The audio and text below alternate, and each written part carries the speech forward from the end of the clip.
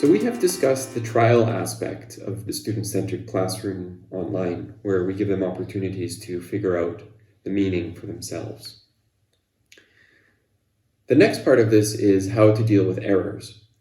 Of course, it's important to address errors as a teacher. We want to ensure that we are encouraging fluency by not being too aggressive in our error correction, but we also want to make sure that we don't allow fossilization to occur.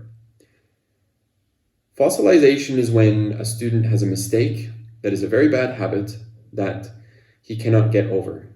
So for example, he go to school is an example of a fossilized error at an intermediate level or an upper intermediate level.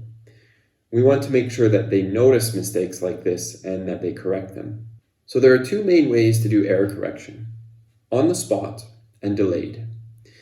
On the spot is actually a little bit difficult if you do it verbally in the online environment, because it's not as a live classroom where you can observe instant body language and you can notice when the teacher is about to correct you. You could perhaps invent a signal, or something like that, that you use in order to stop a student from speaking if you want to do some on-the-spot error correction. However, it might be better just to do it in a written form. What I tend to do is, when I have a Google document for the lesson that we are working on, I make sure that the student can see the lesson. So for example, if we are on lesson 3 and both the student and I are looking at the Google document, if the student says something that is a common error that needs to be corrected on the spot, you write it down in the document. The student will see you writing it. And most of the time, the student will stop and go, yeah, that's a mistake.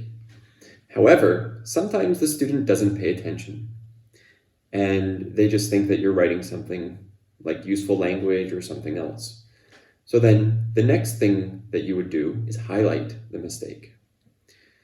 Now you can highlight the one word or the several phrases that were wrong, or you can highlight the whole sentence and maybe ask the student, can you notice what the mistake is in this sentence? Depending on the level, lower level students probably will need you to highlight it. So for example, you can put a gray mark over the word that is wrong, go, in the example, he go to school, and then you can ask the learner to correct it. With higher levels, simply writing that down most of the time will enable them to notice that it's not correct, because they will recognize that it's a mistake that they make quite often.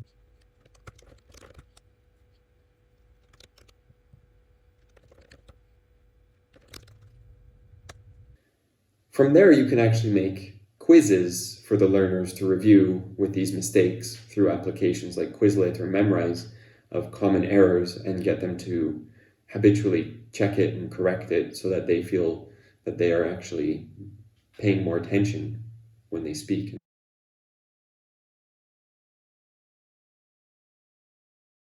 Remember, the most important thing to consider, especially in an online environment, is not to interrupt during the fluency activity.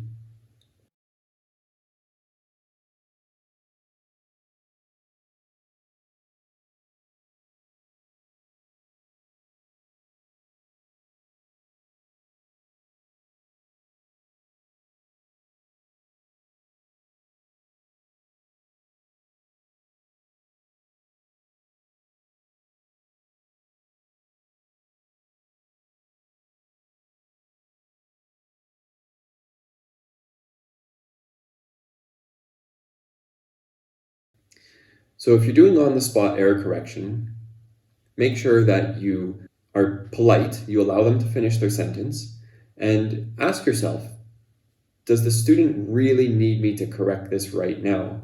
Or is this something that they can learn from later? And if the answer is they can learn from it later, then perhaps you should consider delayed error correction.